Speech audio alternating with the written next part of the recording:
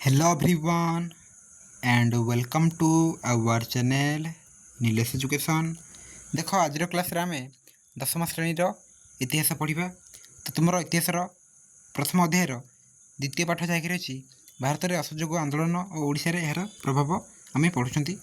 पूर्व part one आम पढ़ी जे भारत में असहयोग आंदोलन किपरि होता, खिलाफत आंदोलन ता सहित जहाँ भी रही आम पढ़ी फास्ट क्लास रे भारत शासन आईन 1919 हंटर कमिटी रिपोर्ट देन रही असहयोग आंदोलन कार्यक्रम किपरि ओके आरंभ होता किपरि कौन सब रही नियम गुड़िक देन आम देखी जे फलाफल यार कौन रही।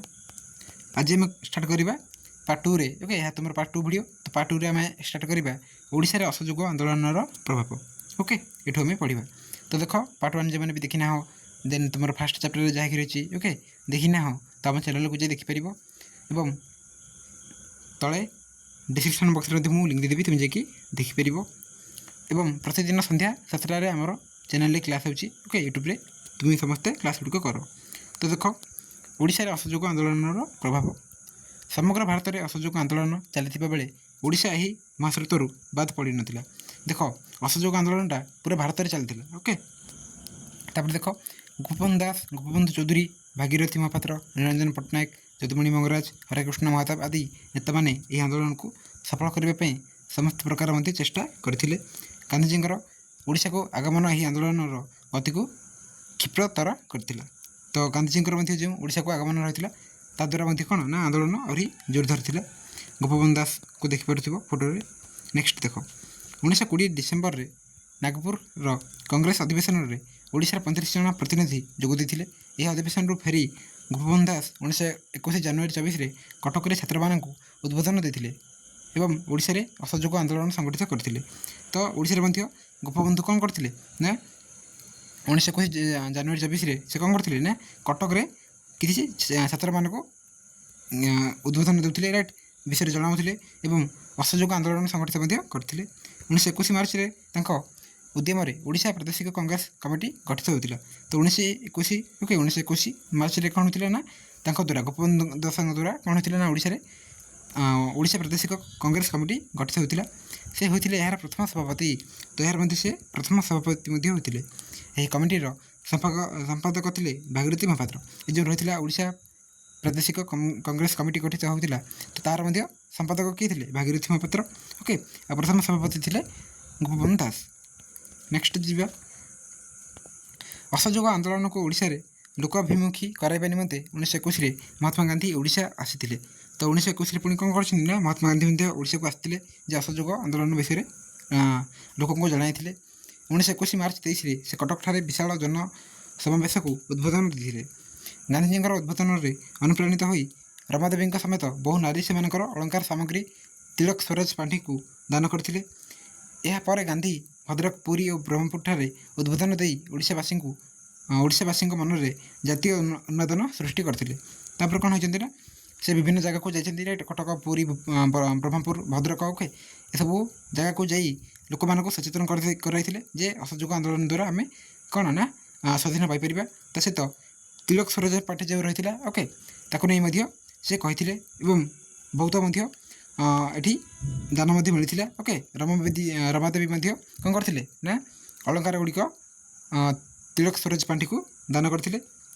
नेक्स्ट देख खदीर व्यवहार, चरखार प्रचलन एवं स्वदेशी द्रव्य प्रति आग्रह पर से गुरुत्व देते।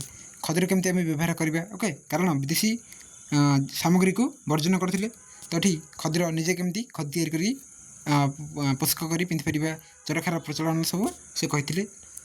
देन देखा कार्यक्रम केमती कार्यक्रम होता ओडिशा रे ना ओडिशा रे असहयोग आंदोलन को सफल करने बहु कार्यक्रम ग्रहण कर अंतर्भुक्त थी। देख कि आम ओडिशा जे ब्रिटिश द्रव्य, कोर्ट कचेरी और शिक्षानुष्ठान वर्जन ओके आम ब्रिटिश द्रव्य को व्यवहार करवानी, कोर्ट कचेरी को जीवा ना ये जो आंदोलन में आम सहयोग करवा ओके शिक्षानुष्ठान गुड़िक जीवा ना ये सब रही।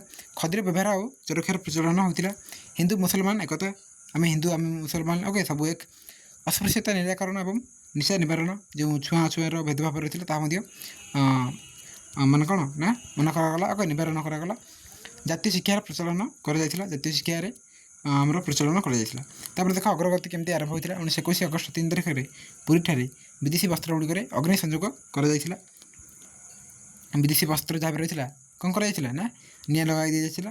ଅଗଷ୍ଟ 11 ଓ 14 ତାରିଖରେ କଟକଠାରେ ଜନସାଧାରଣ ବିଦେଶୀ ଲୁଗା ପୋଡ଼ି ଦେଇଥିଲେ। ତ ଅଗଷ୍ଟ 11 ଓ 14 ମଧ୍ୟ କ'ଣ ହେଉଛି ନା କଟକରେ ମଧ୍ୟ ଜନସାଧାରଣ ଲୋକମାନେ କ'ଣ କରିଥିଲେ ନା ବିଦେଶୀ ଲୁଗା ଗୁଡ଼ିକୁ ପୋଡ଼ି ଦେଇଥିଲେ। କଲିକତାରେ ଦେଖ ଏଠି କଲିକତାରେ ଲୁଗା କଳରେ କାମ କରୁଥିବା ଓଡ଼ିଆ ଶ୍ରମିକମାନେ ଦୋକାନ ଗୁଡ଼ିକୁ ବିଦେଶୀ ଲୁଗା ପେଟି ଦେବାକୁ ମନା କରିଦେଇଥିଲେ। ତାପରେ କ'ଣ ହେଇଛି ନା ସତ୍ୟାଗ୍ରହୀମାନେ ବିଦେଶୀ ଦୋକାନ ଆଗରେ ଧାରଣା ଦେଇ ମଦ ବିକ୍ରି ମଧ୍ୟ ବନ୍ଦ କରିଦେଇଥିଲେ। ବହୁ ବିଶିଷ୍ଟ ଓଡ଼ିଆ ବ୍ୟକ୍ତି ତାଙ୍କର ପଦପଦବୀ ତ୍ୟାଗ କରି ଅସହଯୋଗ ଆନ୍ଦୋଳନରେ ଯୋଗ ଦେଇଥିଲେ। ବହୁତ ଯେଉଁ ରହିଥିଲେ ପଦପଦବୀ ଗୁଡ଼ିକୁ ଛାଡ଼ି ନିଜର କାମକୁ ଛାଡ଼ି କ'ଣ କରିଥିଲେ ନା ଅସହଯୋଗ ଆନ୍ଦୋଳନରେ ବହୁତ ଲୋକ ଯୋଗ ଦେଇଥିଲେ। ଗୋପବନ୍ଧୁ ଚୌଧୁରୀ, ନୀଳକଣ୍ଠ ଦାସ, ଲିଙ୍ଗରାଜ ମିଶ୍ର, ମୁକୁନ୍ଦ ପ୍ରସାଦ ଦାସ, ସୁରେନ୍ଦ୍ରନାଥ ଦାସ, ମହମ୍ମଦ ହନିଫ, ଚନ୍ଦ୍ରଶେଖର ବେହେରା, ଶ୍ରୀବତ୍ସ ପଣ୍ଡା ଆଦି ସେମାନଙ୍କ ଚାକିରି ତ୍ୟାଗ କରିଥିଲେ। ଗୋପବନ୍ଧୁ ଦାସ, ଜଗବନ୍ଧୁ ଦାସ, ବିଶ୍ୱନାଥ ଦାସ, ନଟବର ଗଡ଼ତିଆ, ରାମନାରାୟଣ ମିଶ୍ର, ଭାଗୀରଥି ମହାପାତ୍ର, ଅଚ୍ୟୁତାନନ୍ଦ ପୁରୋହିତ ଓ ମହେନ୍ଦ୍ର ବର୍ମା ସେମାନଙ୍କର ଓକିଲାତି ବୃତ୍ତି ତ୍ୟାଗ କରିଥିଲେ। ଦେଖ ଓଡ଼ିଶାରେ ମଧ୍ୟ ରହିଥିଲେ ବହୁତ ଲୋକ କ'ଣ ନା ଆମର ବହୁତ ନେତା ଓକିଲାତି ମଧ୍ୟ କରିଛନ୍ତି। ମହାନ ଯେଉଁ ରହିଛନ୍ତି ବ୍ୟକ୍ତି ବିଶିଷ୍ଟ ଗୋପବନ୍ଧୁ ଦାସ, ଜଗବନ୍ଧୁ ଦାସ, ବିଶ୍ୱନାଥ ଦାସ ଭାଗୀରଥି ମହାପାତ୍ର ମଧ୍ୟ କ'ଣ ନା ଯେଉଁ ତାଙ୍କର ଯେଉଁ ରହିଥିଲା ଓକିଲାତି ସେସବୁ ମଧ୍ୟ ତ୍ୟାଗ କରିକି ଏହି ଅସହଯୋଗ ଆନ୍ଦୋଳନରେ ଯୋଗ ଦେଇଥିଲେ। ବାଲେଶ୍ୱର, ଭଦ୍ରକ, ତିର୍ତ୍ତୋଲ ଏବଂ ପୁରୀଠାରେ ଘରୋଇ ନ୍ୟାୟାଳୟ ପ୍ରତିଷ୍ଠା କରି ଏହା ମାଧ୍ୟମରେ ଲୋକମାନଙ୍କୁ ନ୍ୟାୟ ଦେବାକୁ ବ୍ୟବସ୍ଥା କରାଯାଇଥିଲା।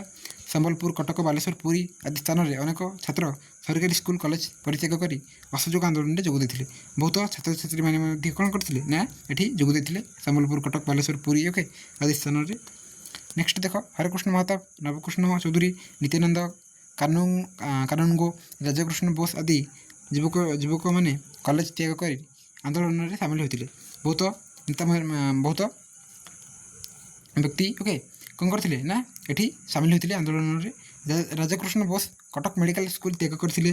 ସେ ସେଠି କ'ଣ ନା ପଢ଼ାଉଥିଲେ, ତ ସେ ମଧ୍ୟ ତ୍ୟାଗ କଲେ ମେଡ଼ିକାଲ ସ୍କୁଲକୁ। ପଣ୍ଡିତ ଲକ୍ଷ୍ମୀନାରାୟଣ ମିଶ୍ରଙ୍କ ଦ୍ୱାରା ଅନୁପ୍ରାଣିତ ହୋଇ ସମ୍ବଲପୁର ଜିଲ୍ଲା ସ୍କୁଲରେ ଅନେକ ଛାତ୍ର ଅସହଯୋଗ ଆନ୍ଦୋଳନରେ ଯୋଗ ଦେଇଥିଲେ। ତାପରେ ଦେଖ ବାଲେଶ୍ୱରରେ ଗୌର ମୋହନ ଦାସ ଓ ଭଦ୍ରକରେ ବାଞ୍ଛାନିଧି ମହାନ୍ତି ଘରୋଇ ନ୍ୟାୟାଳୟ ପ୍ରତିଷ୍ଠା କରିଥିଲେ। ତ ବାଲେଶ୍ୱରରେ କିଏ ଘରୋଇ ନ୍ୟାୟାଳୟ ପ୍ରତିଷ୍ଠା କରିଥିଲେ ନା ଗୌରମୋହନ ଦାସ ଆଉ ଭଦ୍ରକରେ ବାଞ୍ଛାନିଧି ମହାନ୍ତି। ଛାତ୍ରମାନଙ୍କୁ ଜାତୀୟତାବାଦୀ ଶିକ୍ଷା ଦେବା ନିମନ୍ତେ ମୁଖ୍ୟତଃ ପିଲାମାନେ ଛାତ୍ରମାନଙ୍କୁ ଧରାଯାଉଥିଲା। ମୁଖ୍ୟତଃ ସାକ୍ଷୀଗୋପାଳଠାରେ ଗୋପବନ୍ଧୁ ଦାସଙ୍କ ଦ୍ୱାରା 1919ରେ ସତ୍ୟବାଦୀ ବନ ବିଦ୍ୟାଳୟ ପ୍ରତିଷ୍ଠା କରାଯାଇଥିଲା। ମୁଖ୍ୟ ପ୍ରଶ୍ନ ଏଇଟା ଇମ୍ପୋର୍ଟାଣ୍ଟ ପଏଣ୍ଟ। ଛାତ୍ରମାନଙ୍କୁ ଜାତୀୟତାବାଦୀ ଶିକ୍ଷା ଦେବା ନିମନ୍ତେ ସାକ୍ଷୀଗୋପାଳଠାରେ କ'ଣ କରିଥିଲେ ନା ଗୋପବନ୍ଧୁ ଦାସ 1919ରେ ସତ୍ୟବାଦୀ ବନ ବିଦ୍ୟାଳୟ ପ୍ରତିଷ୍ଠା କରିଥିଲେ। ଏହା ଏକ ଜାତୀୟ ବିଦ୍ୟାଳୟରେ ପରିଣତ ହେଲା। ପରେ କ'ଣ ହେଇଛି ନା ଏହା ଏକ ଜାତୀୟ ବିଦ୍ୟାଳୟରେ ପରିଣତ ହେଲା। ବହୁତ ପିଲା ମଧ୍ୟ ପଢ଼ିଲେ ଜାଣିଲେ। ନେକ୍ସଟ ଦେଖ ଜାତୀୟତାବାଦୀ ଶିକ୍ଷାଦାନରେ ଏହି ଅନୁଷ୍ଠାନ ବିଶିଷ୍ଟ ଭୂମିକା ଗ୍ରହଣ କରିଥିଲା। କଟକଠାରେ ଉତ୍କଳ ସ୍ୱରାଜ୍ୟ ଶିକ୍ଷା ପରିଷଦ ସ୍ଥାପିତ ହୋଇଥିଲା। ବିଭିନ୍ନ ସ୍ଥାନରେ ଜାତୀୟ ବିଦ୍ୟାଳୟମାନେ ପ୍ରତିଷ୍ଠିତ ହୋଇ ପାରମ୍ପରିକ ଶିକ୍ଷା ସହିତ ସୁତକଟା, ଲୁଗା ବୁଣିବା ଆଦି ଆତ୍ମନିର୍ଭରଶୀଳ ବିଷୟଗୁଡ଼ିକ ଉପରେ ଶିକ୍ଷା ଦିଆଯାଉଥିଲା। ତ ସେଠି କ'ଣ କରାଯାଉଥିଲା ମୁଖ୍ୟତଃ ନା ପାରମ୍ପରିକ ଶିକ୍ଷା ସହିତ ସୂତା କାଟିବା, ଲୁଗା ବୁଣିବା ଏସବୁ ବିଷୟରେ ମଧ୍ୟ ଶିକ୍ଷା ଗୁଡ଼ିକ ଦିଆଯାଉଥିଲା। ସ୍ୱେଚ୍ଛାସେବୀ ଓ କର୍ମୀମାନଙ୍କୁ ପ୍ରଶିକ୍ଷଣ ଦେବା ପାଇଁ କଟକରେ ସ୍ୱରାଜ ଆଶ୍ରମ, ଜଗତସିଂହପୁରରେ ଅଳକା ଆଶ୍ରମ ପ୍ରତିଷ୍ଠା କରାଯାଇଥିଲା। କଟକରେ ଛାତ୍ରମାନଙ୍କ ଦ୍ୱାରା ସ୍ୱରାଜ୍ୟ ସେବକ ସଂଘ ଗଠିତ ହୋଇଥିଲା। ଏସବୁ ଇମ୍ପୋର୍ଟାଣ୍ଟ ଏସବୁକୁ ଭୁଲିବ ନାହିଁ, କାରଣ MCQ ଏଇଠୁ ହିଁ ଆସିବ। MCQ ଏଇଠୁ ହିଁ ଆସିବ ଯେ ସ୍ୱେଚ୍ଛାସେବୀ ଓ କର୍ମୀମାନଙ୍କୁ ପ୍ରଶିକ୍ଷଣ ଦେବା ପାଇଁ କଟକରେ କ'ଣ କେଉଁ ଆଶ୍ରମ ପ୍ରତିଷ୍ଠା ହୋଇଥିଲା, ଜଗତସିଂହପୁରରେ କେଉଁ ଆଶ୍ରମ ପ୍ରତିଷ୍ଠା ହୋଇଥିଲା ଏସବୁ ଆସିବ। ତ କଟକରେ ଛାତ୍ରମାନଙ୍କ ଦ୍ୱାରା ସ୍ୱରାଜ ସେବକ ସଂଘ ମଧ୍ୟ ଗଠିତ ହୋଇଥିଲା। ବାଲେଶ୍ୱରରେ ଦେଖ ହରେକୃଷ୍ଣ ମହତାବଙ୍କ ନେତୃତ୍ୱରେ ପ୍ରତିଷ୍ଠା ହୋଇଥିଲା କ'ଣ ନା ସ୍ୱରାଜ ମନ୍ଦିର।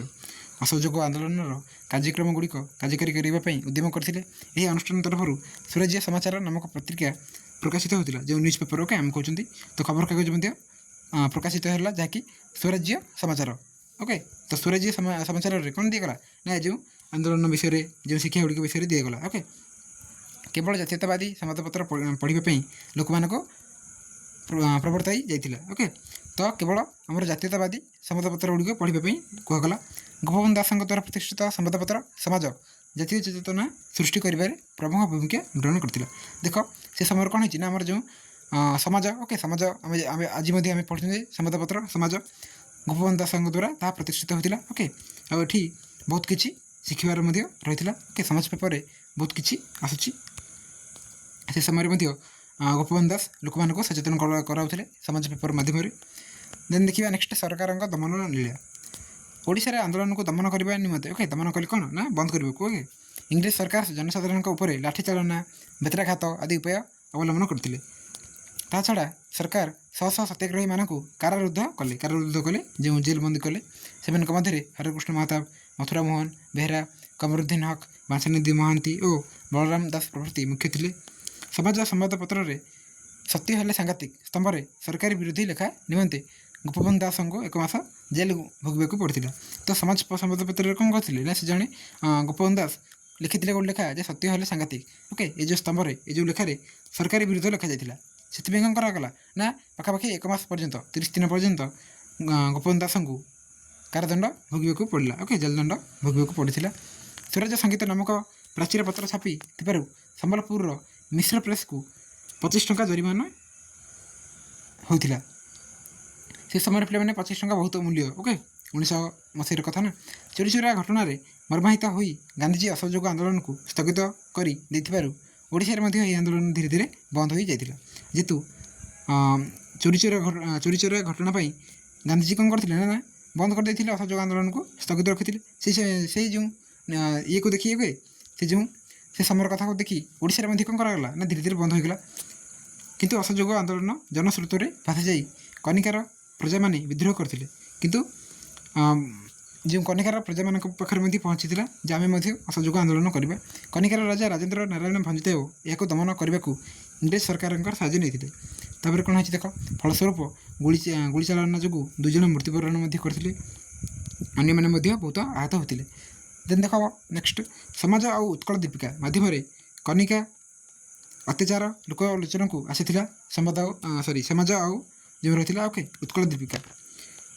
ନେକ୍ସଟ ଦେଖ, ଏହିଠାରେ ଆଇନ ଅମାନ୍ୟ କରିଥିବା ଅଭିଯୋଗରେ ଗୋପବନ୍ଧୁ ଦାସ ଓ ଭାଗୀରଥୀ ମହାପାତ୍ରଙ୍କୁ ପୁଣି ଗିରଫ କରି ହଜାରିବାଗ ଜେଲକୁ ପଠାଯାଇଥିଲା। ଅସହଯୋଗ ଆନ୍ଦୋଳନର ବାର୍ତ୍ତା ଓଡ଼ିଶାରେ କୋଣ ଅନୁକୋଣରେ ପ୍ରତିଫଳିତ ହୋଇଥିଲା। ମହାତ୍ମା ଗାନ୍ଧୀ ସ୍ୱାଧୀନତା ସଂଗ୍ରାମୀଙ୍କୁ ଲୋକାଭିମୁଖୀ କରାଇ ଏଥିରେ ନୈତିକତା ଓ ନିଷ୍ଠାପରତାର ବୀଜ ବପନ କରିଥିଲେ। ତ ଏଭଳି ଭାବରେ ଅସହଯୋଗ ଆନ୍ଦୋଳନ ମଧ୍ୟ କ'ଣ ନା ଗୋଟେ ପ୍ରକାର ସଫଳ ଆନ୍ଦୋଳନ ହୋଇଥିଲା ପୁରା ଭାରତରେ। ଓକେ, ପୁରା ଭାରତରେ ଏହା କ'ଣ ନା ରହିଥିଲା। ଓକେ, ପୁରା ଭାରତବାସୀ ଅସହଯୋଗ ଆନ୍ଦୋଳନରେ ଯୋଗ ଦେଇଥିଲେ ଏବଂ ଲଢ଼ିଥିଲେ ମଧ୍ୟ। ତ ଏଭଳି ଭାବରେ ତୁମର ଯେଉଁ ଦ୍ୱିତୀୟ ପାଠ ରହିଥିଲା ଆମେ ପଢ଼ିଲେ। ଓକେ, ଭାରତରେ ଅସହଯୋଗ ଆନ୍ଦୋଳନ ଏବଂ ଓଡ଼ିଶାରେ ଏହାର ପ୍ରଭାବ। ନେକ୍ସଟ ପାଠରେ ଆମେ ପଢ଼ିବା 3rd ଚାପ୍ଟର। ଓକେ, ତୃତୀୟ ପାଠ ଆମେ ପଢ଼ିବା ନେକ୍ସଟ, ଆଉ କ୍ୱେଶ୍ଚିନ୍ ଆନ୍ସର ଗୁଡ଼ିକ ମଧ୍ୟ କରିବା। ପ୍ରତିଦିନ ସନ୍ଧ୍ୟା 7টাରେ ତୁମ ପାଇଁ କ୍ଲାସ୍ ହେଉଛି, ଲାଇଭ୍ କ୍ଲାସ୍ ଗୁଡ଼ିକ। ଓକେ, ଆମର ୟୁଟ୍ୟୁବରେ। ତ ତୁମେ କ୍ଲାସ୍ ଗୁଡ଼ିକ କର। ଭିଡ଼ିଓ କଣ କରିବା। Thank you all.